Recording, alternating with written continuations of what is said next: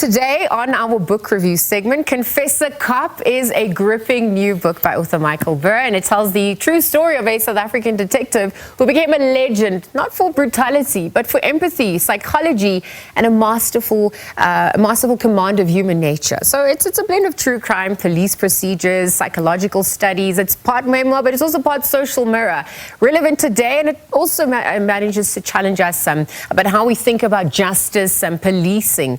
And so on that note, we're going to be joined by Michael Behr as well as Captain Jonathan Morris to chat a little bit further about the offering. Good morning to the both of you. Thank you for your time on the SABC at this hour.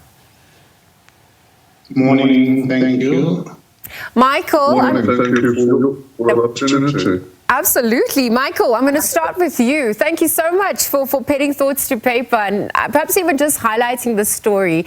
I wonder if you could tell us a little bit more, right? It reads like a psychological thriller, but it's all true. And so upon hearing about Captain Morris's stories, what made you decide that it was worth telling the story, looking at the study of crime, looking at the study of confessions, looking at morality and methodology as well? Well, initially there was a link to all Jonathan's cases, which were, I mean, a lot of them were major cases. Yes. That the public were familiar with or would have been familiar with, but there was the link of how he solved them. And then I guess the rest just sort of reveals itself as you work through the process of the manuscript. So a lot of it just revealed itself as we worked along. It wasn't all apparent from the get-go. And I certainly didn't expect Jonathan to react the way he did when first confronted about having to go back into the memory of those crime scenes. Well, Michael, I was, just chatting offline to my colleagues, and it was just important to have the story told, not only to honor Captain Jonathan Morris, his story, but it's perhaps also just true to the continent, right? The work that is being done, and just the methodology as well. And so, Captain Jonathan, I want to bring you into the conversation now. Michael's managed to switch between procedural, psychological, personal chapters, and this gives context to who you are, perhaps also your journey as well. And there's that emotional element that's added to the stories. And so I wonder if we look back at your own journey, having joined the police in Philippi, this was at the age of 19, right? Early cases that would have shaped your rejection of a force-based approach. Tell us about your empathy first method that you developed from the onset. Yeah, starting at Philippi, it was a different ball game.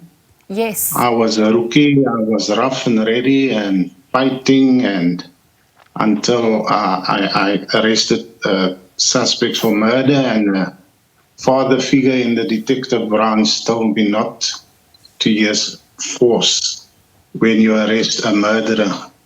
And that's how I became the guy that didn't use force anymore. And I adapted this way of interviewing suspects, showing humanity.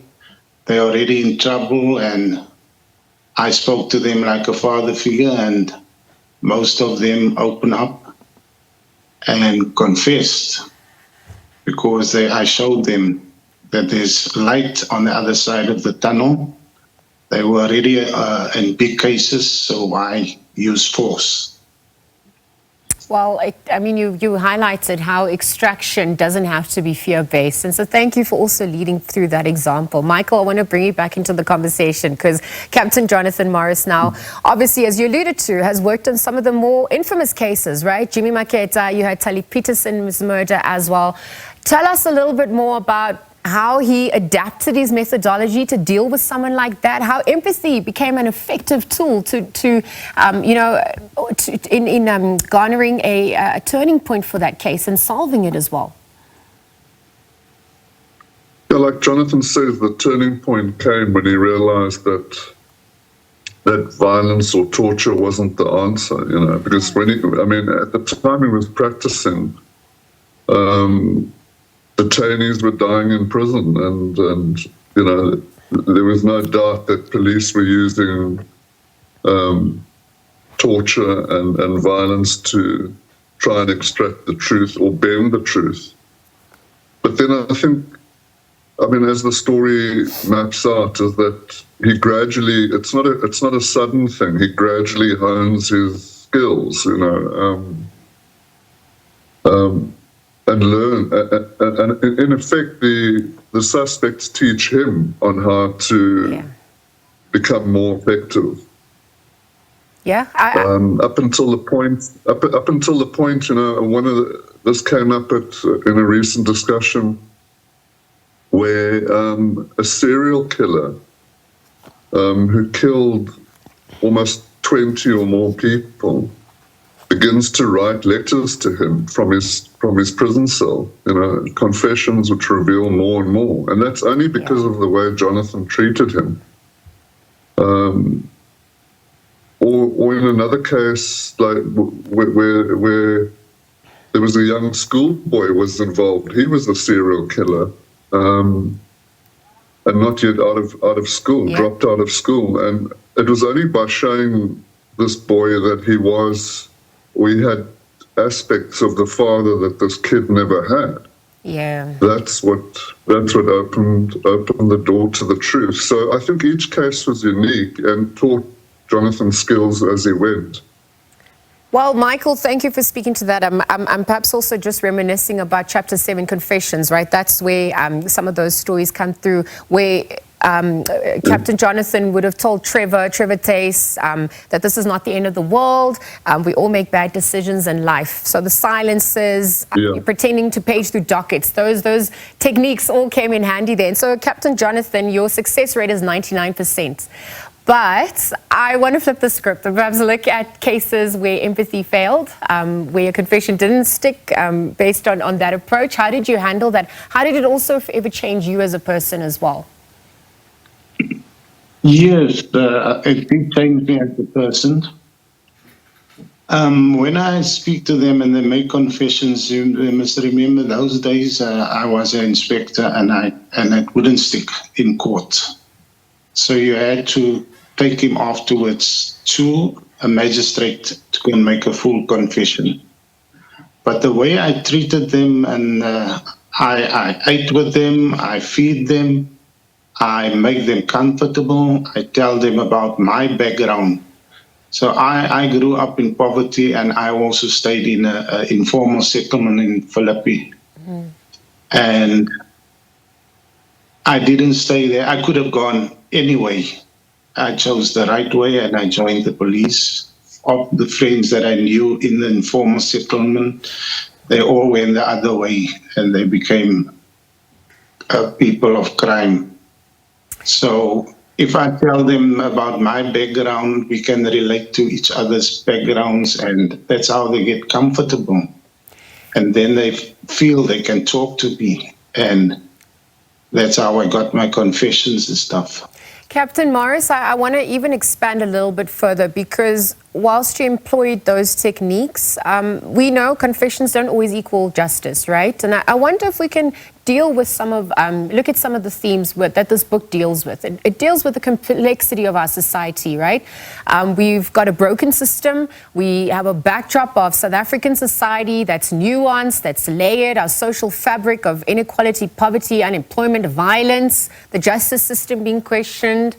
Talk to us about how, it reflects those dynamics as well, how you also had to work against that, right? Given where we find ourselves as a nation. Yes, we do. The confessions, when they go to court and they appear, once they go to Paulsmoor or wherever they go, it's almost like they're in a different environment, and there's also a court that's sitting in prison and stuff. And when they appear again in court, then the story changes, because somebody made them clever inside. The lawyers will also challenge the confessions. But what I did in my case with the confessions, I made sure they went to a magistrate, and I made sure that pointing out is done by other people, so that nobody can show a finger to me that I try to influence him. So my story in court was also always right. They did challenge, but it never worked. The judge always accepted the confessions and the pointing out. So it was difficult. If I didn't do that way, that was the right way. If I didn't do that way, it could have gone any other way, and then they could have been found not guilty. Yeah. Well, it also just spoke to your integrity, right, and your lifelong service. So thank you also for speaking to that. Michael, I want to bring you back in because obviously writing, being part of the research as well, some of the infamous cases that came to the fore. Is it fair to ask which case intrigued you the most and fascinated you the most as well? But also, what did you learn about policing, perhaps given the dynamics in our own country? Yeah, I think definitely the Sizzlers case, because that's where I initially met Jonathan, and I've always been intrigued by that case because I don't think the full truth has emerged there. Yeah. And Jonathan and I often have discussions about that. But yeah, that was certainly the case because I mean, as you see from the book, I mean, it even baffled the judge. He had many questions in his judgment about why so many people died and the terrible way that they died. The executions, the violence, the mayhem in that house didn't match the motive that the two suspects gave, which was minor robbery, really. So that was the case that drew me, and that's why we started the book with it, and that's the case that activated Jonathan's trauma. Yeah. But I think where the book speaks to answer the second part of your question, where the book speaks to current events, is that, you know, I mean, all over, on TV, in books currently topping the bestseller list, everywhere you look is how people lost integrity and made choices that have hurt our society. And at this time, especially for maybe younger cops, to look to Jonathan's story as a beacon of hope, because that inspires integrity. I mean, and he had the opportunity of going down a criminal path, you know. There are many times that Jonathan's life could have turned out differently. And in fact could have landed up behind bars. But he didn't. He chose a path of integrity. Yeah. And serving the community. Yeah. And I think there are a lot of people, including very prominent people, could learn the same lesson. They were tempted and they chose a different path, you know, that has hurt our society. Well, Michael, it's showing empathy in the darkest of places, and it peels back the layers of society, cops at large. Thank you, Michael Behr, Jonathan Morris, Captain Jonathan Morris, for joining us and chatting about your book, Confessor Cop, the detective who persuaded killers to talk. That was our book review segment this morning.